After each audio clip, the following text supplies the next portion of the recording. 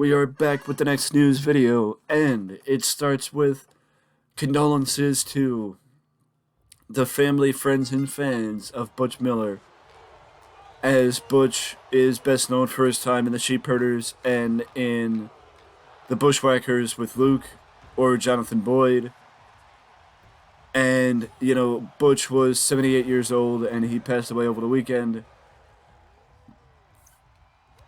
Thank you for the memories, Butch. I mean, though people have been critical of, some people have been critical of their time in the WWE compared to who they were in, on the indies and all that stuff. But think about it. The physical style of their work forced them to change how they were in WWE. Because of how physical everything was, there's no way they would have been able to keep going for as long as they did had the physicality kept up the way it was on the indies. In the NWA, rather. I wish nothing but the best to his family and friends, and thank you for the memories, and I hope that you are now booked on that never-ending card up in heaven. We will miss you. Rest in peace, Butch.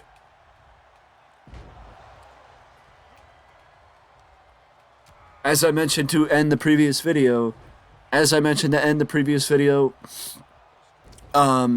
we have War Chamber taking place on April 6th from MLW, and we have Battle Riot 5 and Sakura Genesis taking place on April 8th from New Japan and MLW respectively,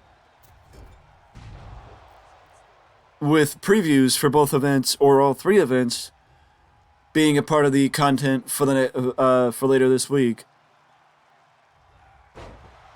As we have spoken a lot about War Chamber, Battle Riot, and Sakura Genesis in the past couple of weeks, so the fact that we are actually going to have the opportunity to do the preview, or that I'm going to follow through with the preview, is not a surprise, because I did it with the MLW event a couple of weeks ago, or a couple months ago. I believe it was back in February, the last MLW event that we spoke about on this channel.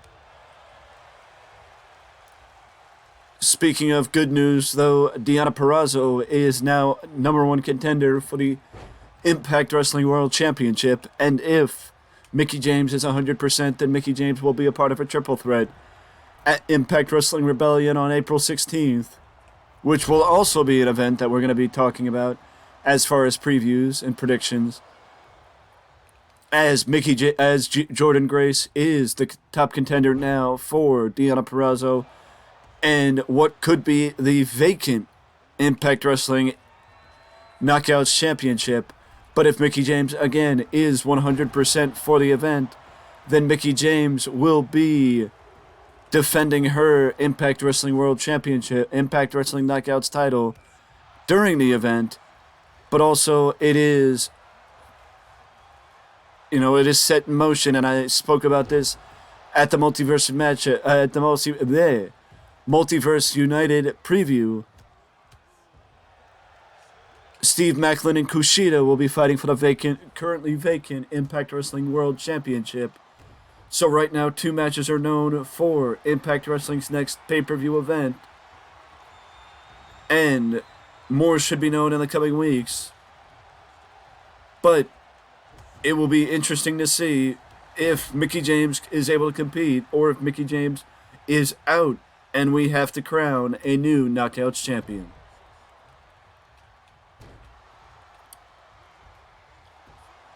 Now, I'm gonna go with the bad news and go with the good, and then move to the good news. I'm gonna go with the bad news and then go to the good news. Okay? The bad news is Vince slowly but surely reassumed control of Monday Night Raw last night, and it showed. I'm not saying that. The one thing that I'm going to say is, WWE made the worst expectation possible for the night after WrestleMania is that it is expected that you're going to see something special. That you're going to see returns or debuts or something. And it's like, I'm not saying that should not be the expectation. I'm just going to say you have to quell the expectation, because the fact of the matter is, if there's not a ton of debuts and a ton of returns and this and that for that episode of Raw, then people are going to be disappointed. So I'm just saying, is it that people were disappointed that it didn't live up to expectations, or was it a solid episode of Raw and just did not live up to the expectations that have the lofty expectations that are normally set for the Raw after WrestleMania? Because in my opinion, yes, Vince being back is a mistake. Vince being back is unnecessary. Vince being back is the worst possible thing that could happen, because Vince doesn't know what the fuck is going on, pardon my French, and he doesn't need to be there. He doesn't need to be there. He's being selfish, and he doesn't give a damn about the business. He doesn't give a damn about WWE. He just wants to be a part of it because he doesn't want to sit on his ass and do nothing like a normal 77-year-old man. The fact is, yes, Vince McMahon knows the business end. Yes, Vince McMahon has relationships. Yes, Vince McMahon could be the executive chairman, but the idea of Vince having any part of the weekly program is a mistake, and I hope to God WWE learns from their mistake, because the company was better without Vince. Ask the people backstage. Look at the creative direction over the last 8 months. The company was better without Vince, and it would be a mistake to allow him back into the position that he was in before he stepped down and made things better last year. Triple H having complete control of the weekly program is not a mistake. It is what should happen, because the fact of the matter is the company is better under Triple H's control, because he actually has a clear picture and he actually knows the best way to do creative for the people that are under contract with the company.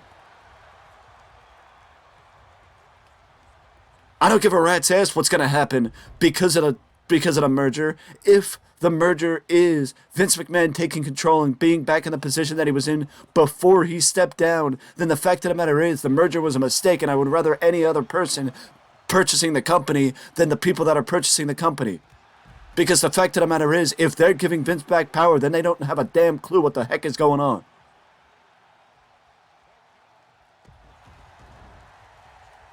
I don't give a damn how it sounds. Anybody who's anybody knows that I'm right.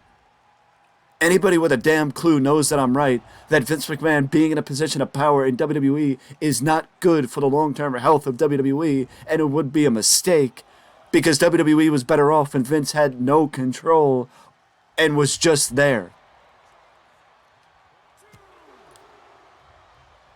WWE will be better when Vince is not a part of it, because it was proven that WWE is better when Vince is not a part of it. And that's a fact.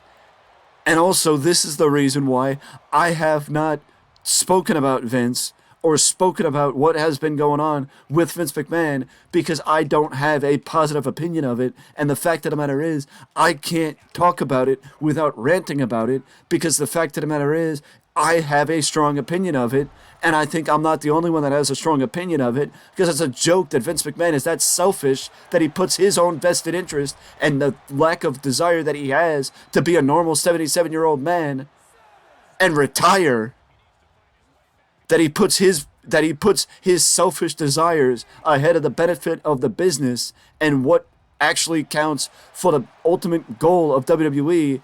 And the betterment of WWE is him not being included in the company.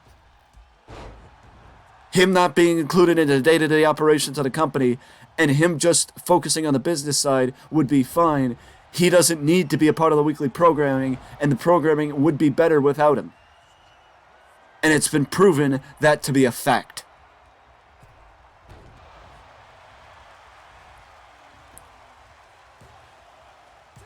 But the one thing I will say is, I enjoyed Brock Lesnar's beatdown of Cody Rhodes last night. I enjoy the fact that Brock Lesnar is going to be a heel again. I enjoy the fact that Brock Lesnar is back to being the old Brock Lesnar and not just being Cowboy Brock, because it's something fresh, it's something brand new, and it's something that WWE needed to take Cody Rhodes away from Roman Reigns and make sense of what happened, because now everybody's distracted by the idea that Cody got beaten down by Brock, and now we want an answer as to why Cody got beaten down by Brock, as opposed to when is Cody getting another title shot. The fact of the matter is, I enjoyed it. I think it was one of the better parts of last night's Raw. And also, Matt Riddle was back. I don't know if I spoke about that. I don't remember if I spoke about that in the previous video. But Riddle's back. And, I mean, again, it's good. It's a positive thing. There were positive things that happened last night.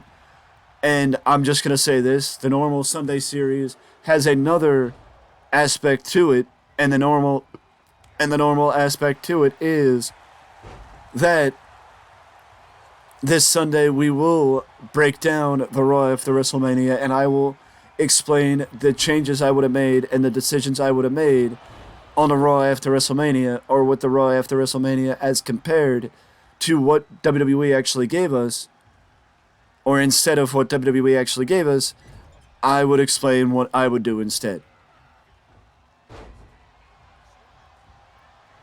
Basically, as I've said in the past, I would only do that series if I had something to talk about. I have something to talk about, and it's the Raw after WrestleMania. So that's what we're going to do. And yeah. And like I said, I know how it sounds, and I don't dispute how it sounds. The fact of the matter is, I don't agree that Vince McMahon needs to be there on a weekly basis. I don't understand why things have to change just because Endeavor now owns the company. I don't understand why things have to change. Things don't need to change. Things were fine before that change. Things don't need to change. Vince was executive chairman before the Endeavor purchase. He's not in a different position in the new company. He doesn't need to change. Things don't need to change. The company is better with Vince how it was. Hell, the company was better when Vince wasn't even there. But the fact of the matter is, Vince is selfish and cares more about what he's doing and having his fingerprints on WWE, as opposed to letting the company thrive without him. It's that simple. And also, backstage morale has taken a nosedive with the possibility of Vince actually being more actively involved in the company and it going back to how things were. Does that tell you all you need to know? It should. But the fact of the matter is, this is it for the news video, and I'm going to stop it here and cut myself off, because if I keep going, I could keep going for the next 20, 30 minutes about how it's a mistake Vince being back. And it would be better off for the betterment of WWE and the overall health of Endeavor's new property if they wised up and told Vince, back off the programming and just focus on the business. Go help Nick in the office, leave Paul Levesque alone, because he knows what the heck he's doing, and he doesn't need your help. And the programming was better without you than it has been with you, and there's proof in that, so go away. But again, I'm going to cut myself off, so I will see you in the next video.